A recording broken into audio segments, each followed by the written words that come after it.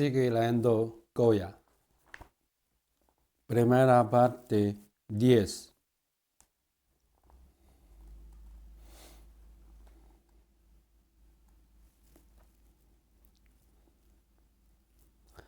Pocos días después, mientras Goya estaba trabajando en el retrato de Don Manuel, por cierto sin mucho entusiasmo, se presentó en su casa un inesperado visitante, don Gaspar Jovellanos. El ministro había cumplido sin largueza su promesa.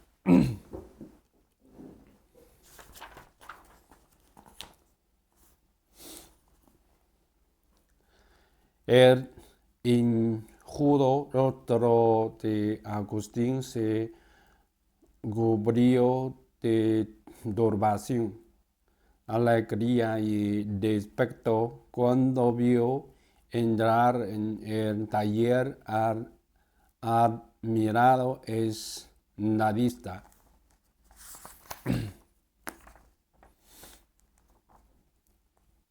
El propio Goya se quedó desconcertado, orgulloso y avergonzado de que el gran hombre, nada más llegar, hubiera acudido a darle las gracias. Debo decir, expuso don Gaspar, que durante todo el tiempo que duró mi destierro, jamás puso en duda que al final mis enemigos se verían obligados a llamarme de regreso. El progreso es más fuerte que la dinámica voluntad de los individuos corruptos, pero sin vuestra intervención, don Francisco, esto habría requerido mucho más tiempo todavía.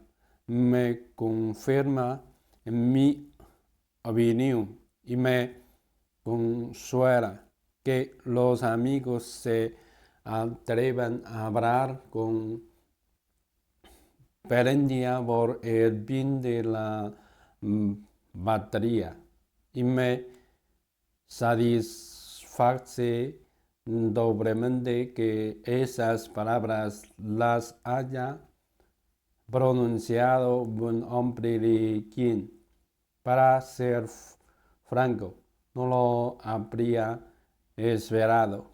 Aceptar mi agradecimiento, don Francisco. Habló con dignidad, su rostro severo, huesudo y surcado de arrugas, permaneció sombrío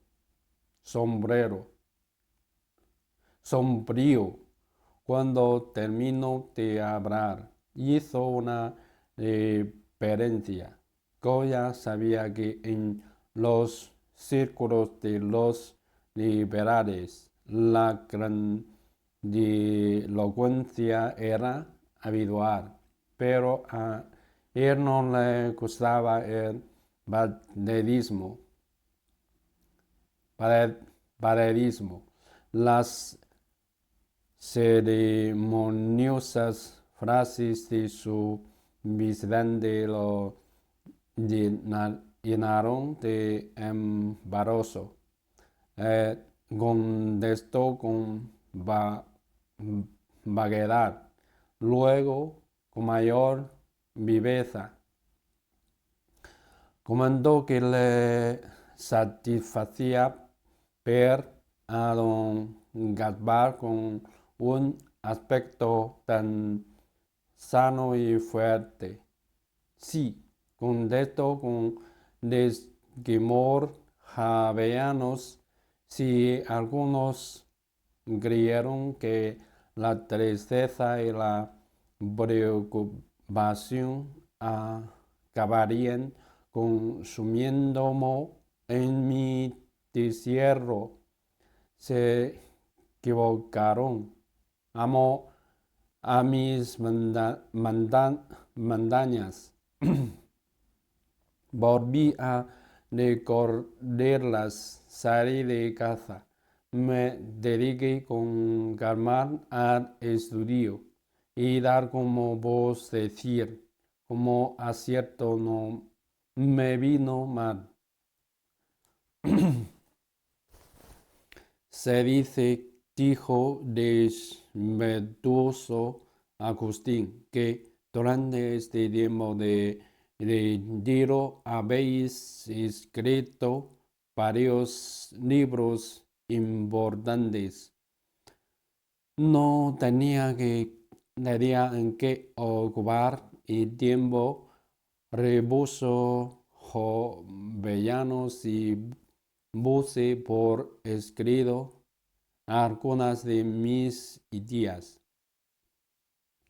Se trata de ensayos sobre materias filosóficas y de la economía de Estado. Algunos amigos íntimos considerarán mis manuscritos lo bastante importantes como para hacerlos llegar a Oranta de contrabando, pero a Madrid habrá llegado muy poco a nada de ellos. Creo que os equivocáis, don Gaspar, dijo sonriendo Agustín, con la voz ronca y con entusiasmo. Hay, por ejemplo, un manuscrito, no muy largo, pero sí significativo, que lleva por título Pan y Doros, lo firma. Como autor siento don Cándido Nocedal, pero quien haya leído alguna vez una obra de Jovellanos sabe quién es Nocedal. Solo hay un hombre en España que escribe así. El rostro juro y lleno de sucos de Jovellanos sea bien sonrojado. Pero Agustín, entusiasmado, continuó: la Inquisición ha vertido la obra, y todo aquel que era sorprendido leyéndola lo pasaba muy mal. Pero nuestros madrileños no se han dejado intimidar, han cambiado una y otra vez el manuscrito. Muchos se lo habían de memoria y empezó a citar. La ciudad de Madrid tiene más iglesias y capillas que casas, más sacerdotes y monjes que seculares. No hay esquina en que dejan de meterse farzas de guías ni de raciones de milagros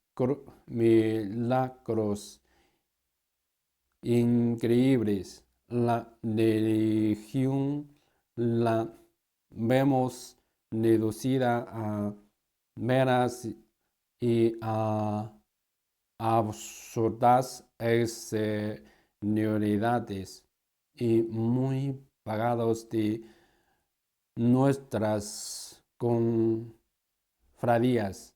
Apenas tenemos idea de la caridad fraterna, una sucia imagen de la Virgen se ve en cada rincón de esta España nuestra, caduca, decrépita, ignorante y supersticiosa.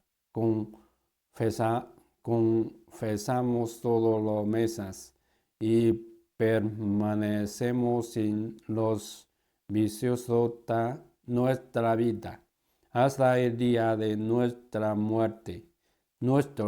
Los cristianos españoles, somos peores y más bárbaros que gentiles en nuestras costumbres. En fin, eh, tememos más el oscuro calabozo de la Inquisición que el dermeto juicio final. Don Cándido Nocedal tiene razón, dijo Jovellanos, sonriendo con vigaría. Francisco escuchaba las altisonantes frases con incomodidad y consternación y sentía resentimiento contra Agustín, que las pronunciaba bajo su techo.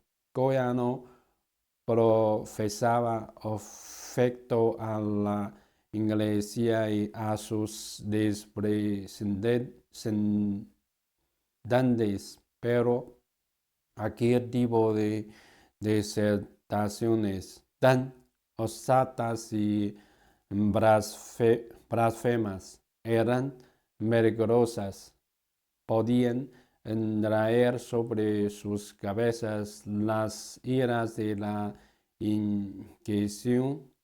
Inquisición. Además, también desafiaban al destino. Miró a la Virgen de Atocha y se sentiguó, pero el esplendor que había en él no podía dejar de ver el cambio que había sufrido. Jovellanos, su duro rostro se había tortificado. Disfrutaba lo que de gracioso tenía aquella situación en la que alguien le se daba las notables frases que bajo nombre supuesto había hecho llegar a Madrid desde su destierro. Goya vio lo que pasaba bajo los rasgos encallecidos de Jovellanos y en ese mismo momento supo cómo querría pintarlo. Un gran hombre, a pesar de la extravagante dureza de su virtud, casi con placer. Jovellanos se explayaba ahora sobre los recuerdos de su pasado político, a priori de los muchos y astutos ideos que había tenido que dar para imponer medidas progresistas había conseguido que se dictara un decreto por el que ya no se permitía arrojar sin más a la calle todas las inmundicias de Madrid.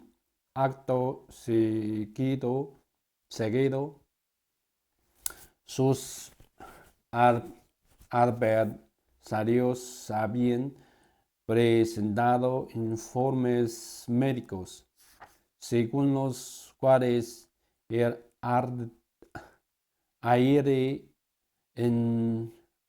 enrarecido de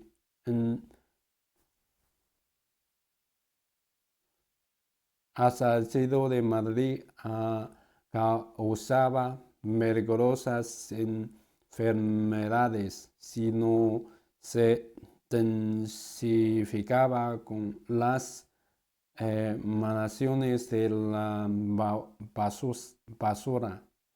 Pero el gobierno los había derrotado utilizando otros informes médicos.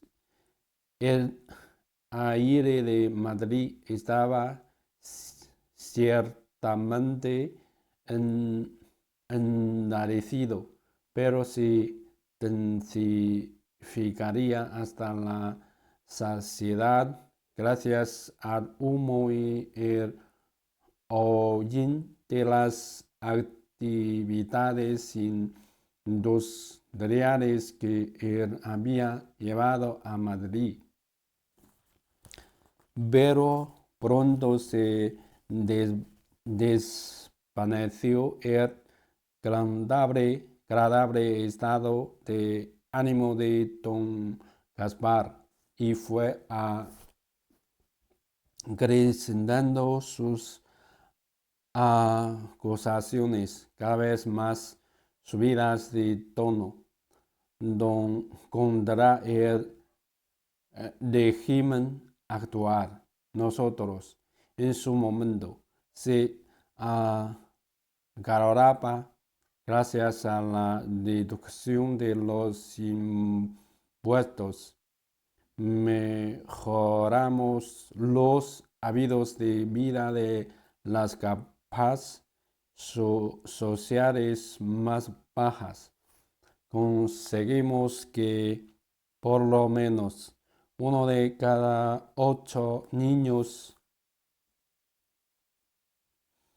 pudiera ir a la escuela. Y cuando llegaban de América, nuestros barcos cargados de oro, incluso seguimos criar pequeñas reservas. El presente régimen lo ha desbirfarrado todo. Esos caballeros y esas damas no han comprendido que el derroche de María Antonieta fue una de las principales causas de la revolución. Desbirfarran todavía más. Tienen favoritos y caballos ingleses y árabes en lugar de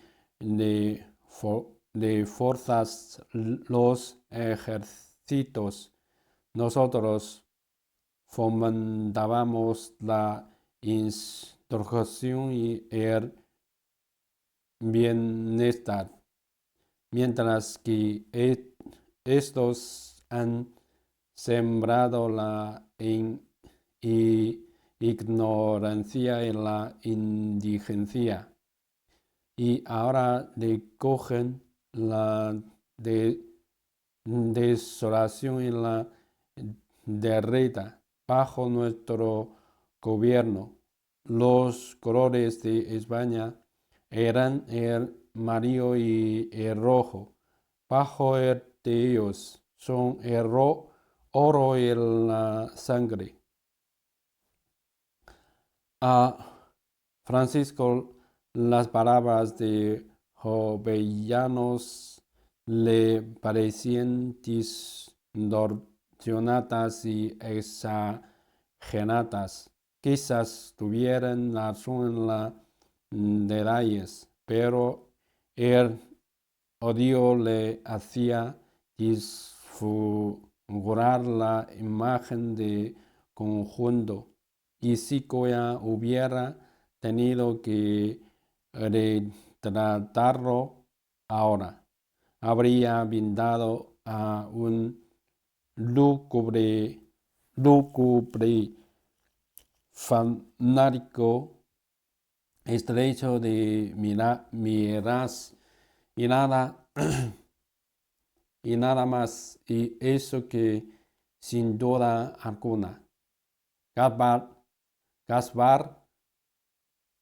Jovellanos era uno de los hombres más inteligentes y virtuosos del país, aunque cualquiera que se dedicara a la película tenía que exagerar en buen sentido o en otra. Goya se alegró de no tener nada que ver con la política.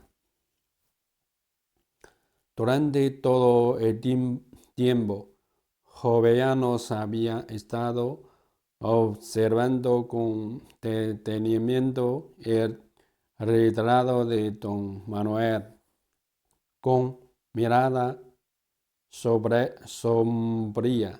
Ahora dándole dedo y señaló acusador al duque,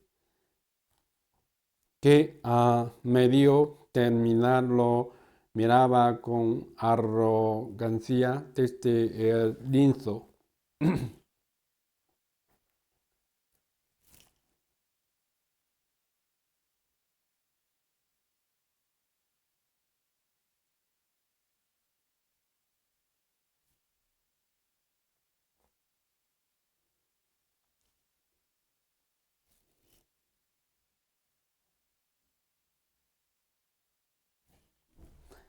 Si este caballero y su dama, dijo, era cuando no derrocharán con tanto desenfreno. Había más dinero para la creación de escuelas, pero precisamente eso es lo que no quieren. Se fomenta la ignorancia para que el pueblo no descubra dónde deciden las causas de su padecimiento. ¿Cómo es posible que la pobre Francia sarco vencedora contra todo el mundo? Yo os lo diré, yo os lo diré, caballeros. Esto se debe a que el pueblo francés es partidario de la razón, de la virtud, porque tiene sentido común, pero que tenemos nuestro no de sin cerebro, una deidad que no da importancia a nada que no sean los brasieres de su bajo vientre, y un primer ministro que no tiene otro título que unos muslos firmes. Francisco estaba indignado. Carros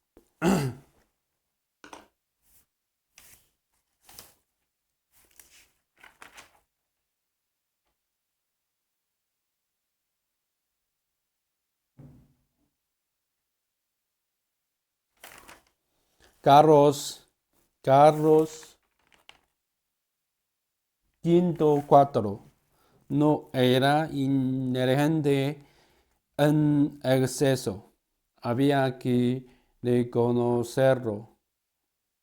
Y doña María Lucía era pobre y lujuriosa, pero el rey tenía buenas intenciones y a su manera era digno. Y la reina era endiabladamente lista y había dado al país un montón de infantas y infantes vivos. Y por lo que hacía a don Manuel, no era difícil entenderse con él, si no se le provocaba él.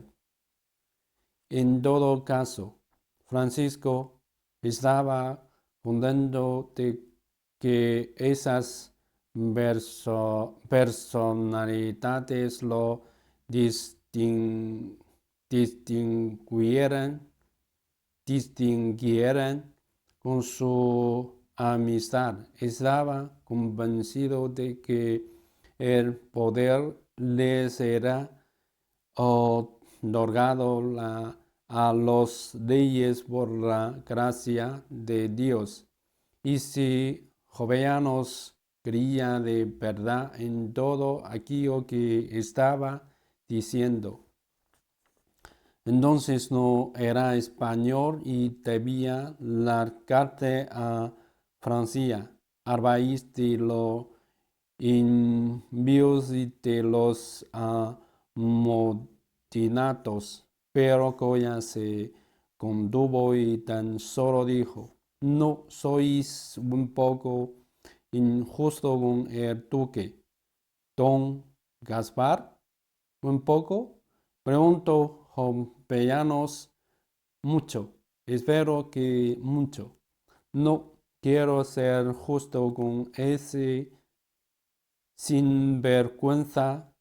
El hecho de que fuera injusto conmigo es, de entre sus muchas fechorías, la que menos le brecho. No se puede hacer política con justicia. La virtud no se puede identificar con la justicia. La virtud requiere a veces ser injusto, todavía tranquilo, incluso leyéndose en lo irónico y contradictorio de su situación, añadió Francisco.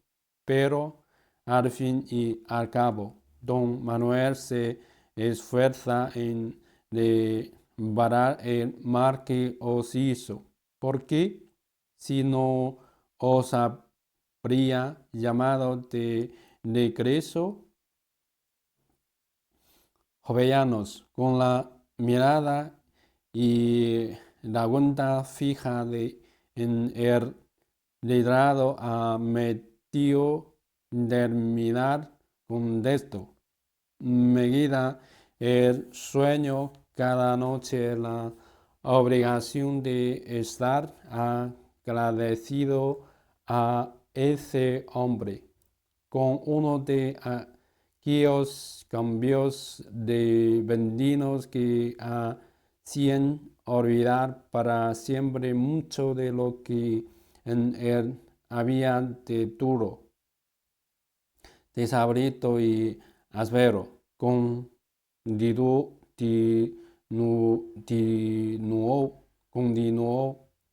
pero no hablemos de ello.